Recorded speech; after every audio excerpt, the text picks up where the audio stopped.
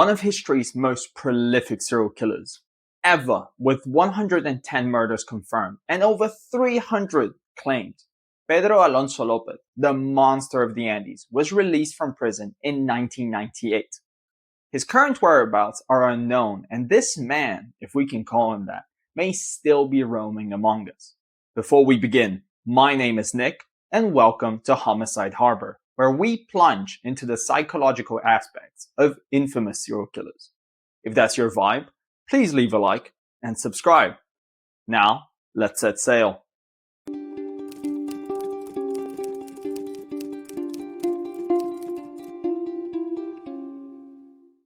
Pedro Alonso Lopez was born in Colombia in 1948, specifically in the municipality of Bernardillo, Tolima.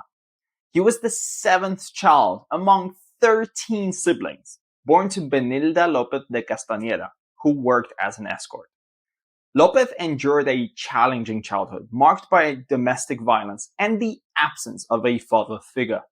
His father, Medgardo Reyes, was murdered during the La Violencia conflict because he was a member of the right-wing party, 6 months before Lopez's birth. Being part of such an enormous family, Lopez received very little attention from his only parent, if any at all, and spent most of his childhood roaming the streets of the city with his siblings. In spite of that, he was described by neighbors as a polite boy, whose dream at the time was to become a teacher.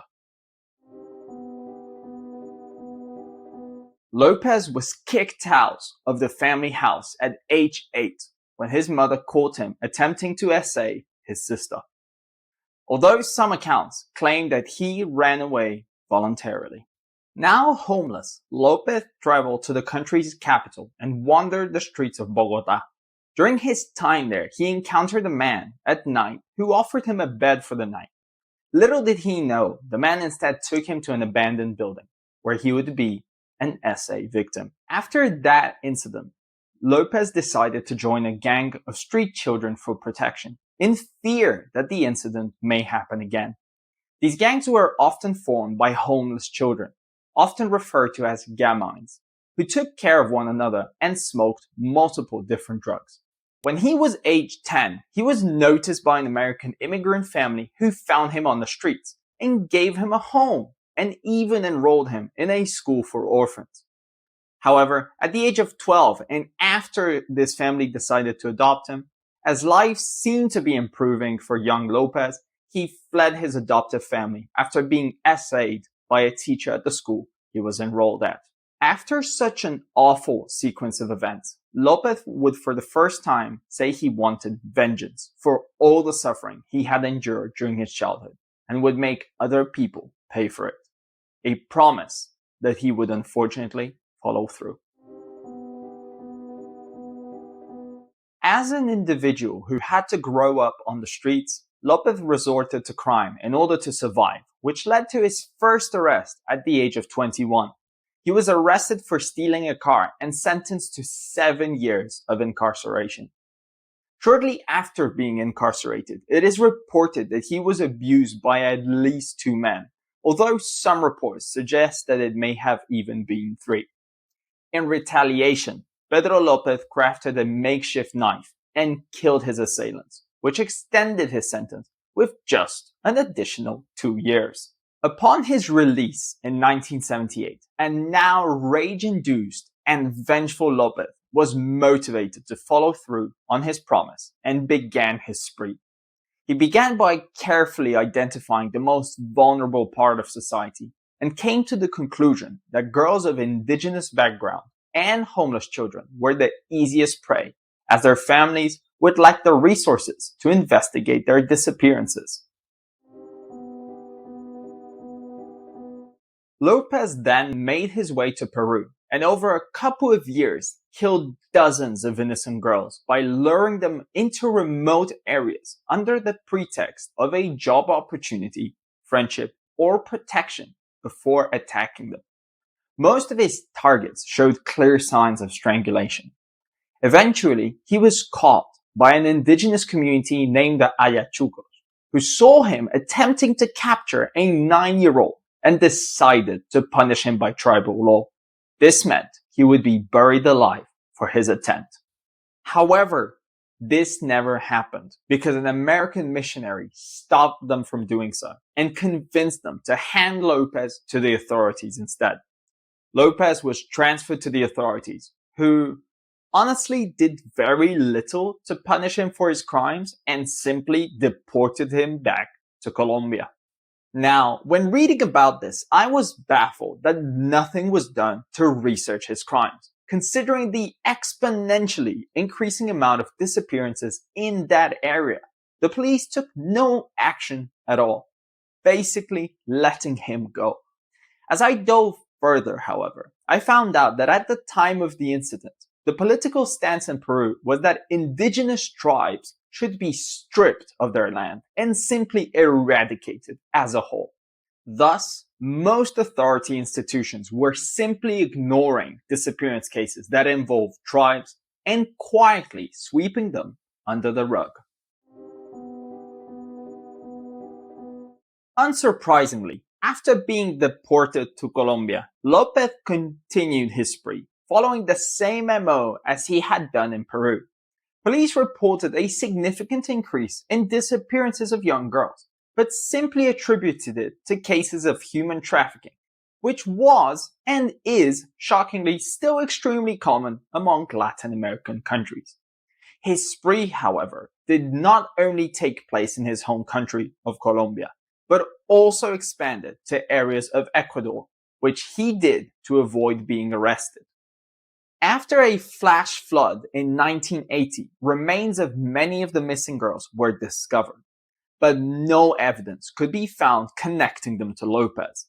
Parents of those girls had been publishing ads about their missing daughters for months, and sadly, finally got their answers.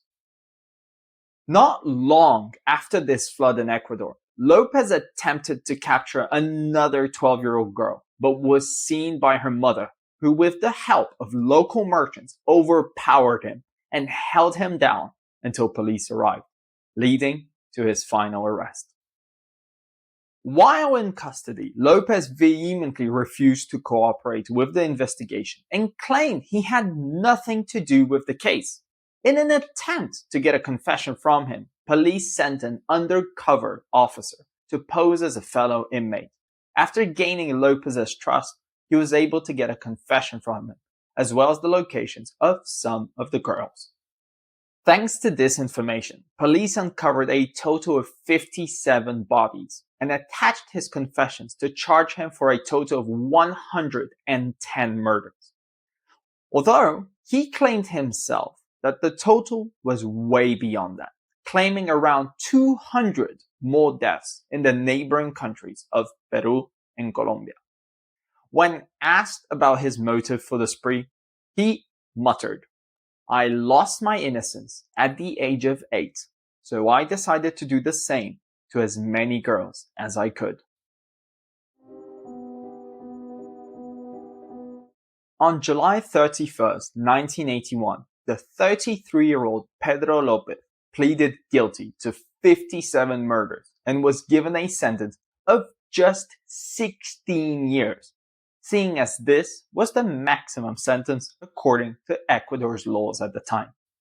In August 1994, Lopez was released after serving just 14 years, being released early for good behavior, and deported to Colombia to be tried for some of his cases, but instead was declared insane and institutionalized in 1995. Just 3 years later, and after paying a bail of around $50 to $70, he was declared sane and released from the psychiatric facility. The last reported sighting of Lopez was in 1999 when he visited the National Civil Registry to renew his citizenship card. Since then, his whereabouts are absolutely unknown. In 2002, Interpol filed warrants for his arrest after a case with an eerily similar MO, but he could not be located. Another case emerged in 2012 where Lopez is named as a possible suspect, but still could not be found. To this day, nobody knows of his whereabouts, and this man may possibly still be living among us and extending his spree under the radar.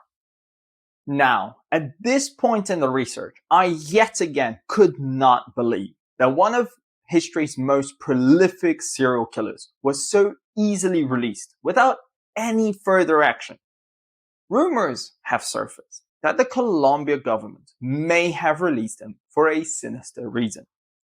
They wanted the parents of all those missing girls to enact their revenge and do as they please with him.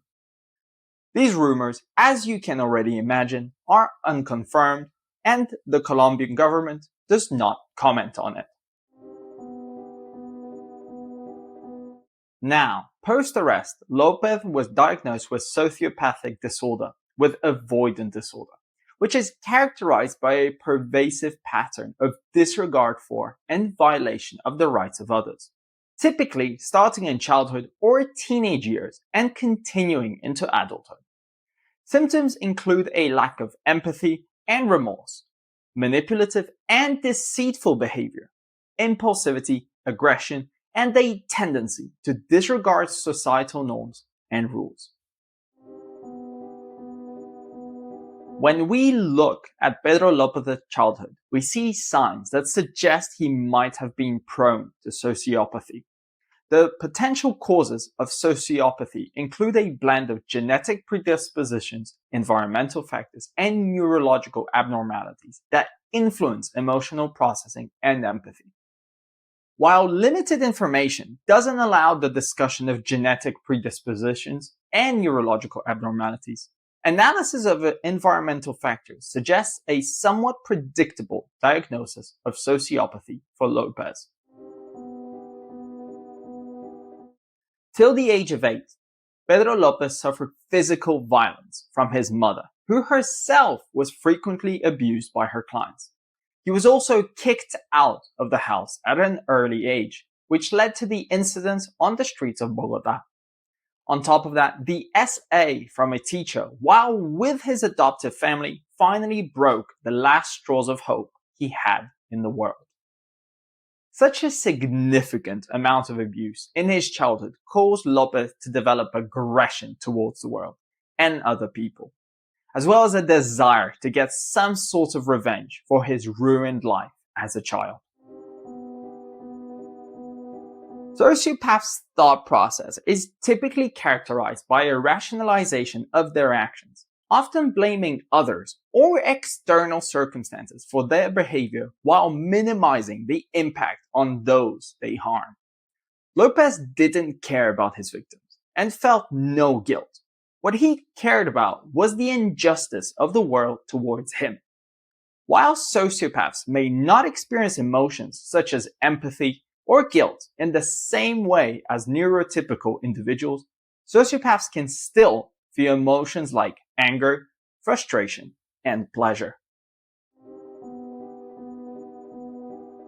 He was also diagnosed with avoidant personality disorder, which is characterized by a consistent pattern of avoiding social situations, feeling inadequate, and being highly sensitive to criticism.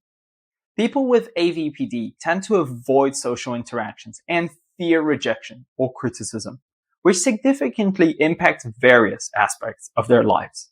Possible causes of AVPD may include genetic factors, experiences of rejection or criticism during childhood, and a tendency to be highly sensitive to social cues. Lopez felt rejection from his father, who passed away before he was born, due to his absence in his life. As mentioned earlier, father absence can have significant effect on boys. This can lead to various emotional challenges, such as low self-esteem and feelings of unworthiness. Fathers also play an important role in helping boys develop their identity and self-concept. Without a father figure, boys may struggle with questions about who they are and their role in the world.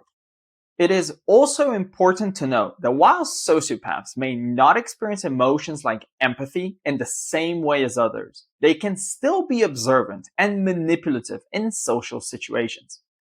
Here's how a tendency to be highly sensitive to social cues might manifest in a sociopathic individual. Sociopaths may closely observe social interactions and cues in order to better manipulate others or blend into social situations for personal gain. They may pay attention to verbal and nonverbal cues such as body language, tone of voice, and facial expressions to gauge the emotions and intentions of others. Lopez was once quoted saying, "I like the girls in Ecuador. They are more gentle and trusting, also more innocent. They are not as suspicious of strangers as Colombian girls." Sociopaths may use their keen observation of social cues to manipulate and exploit others. They may mimic appropriate emotional responses or behaviors to gain trust or manipulate situations to their advantage, despite lacking genuine empathy or concern for others' well-being. It can be assumed that Lopez wanted and got his acceptance from society through his fame as a serial killer. Maybe it made him feel recognized and accepted by society, while at the same time being rejected by it for his crimes. Lopez was once quoted saying, "I am the man of the century." Those were his words in a prison interview after his release with photojournalist Ron Leitner. "No one will ever forget me." In a malevolent way, he was right. The relatives of those girls and 3 whole countries are still struck by fear when they hear his name and angered at the fact he may still be walking among us, free as can be. The story of Pedro Alonso Lopez forces us to confront the darkest corners of humanity. It reminds us that evil can lurk in the most unexpected of places, preying upon the most vulnerable and innocent. Yet it also emphasizes how important it is for us to remain vigilant, to protect those who are susceptible to the monsters that walk among us.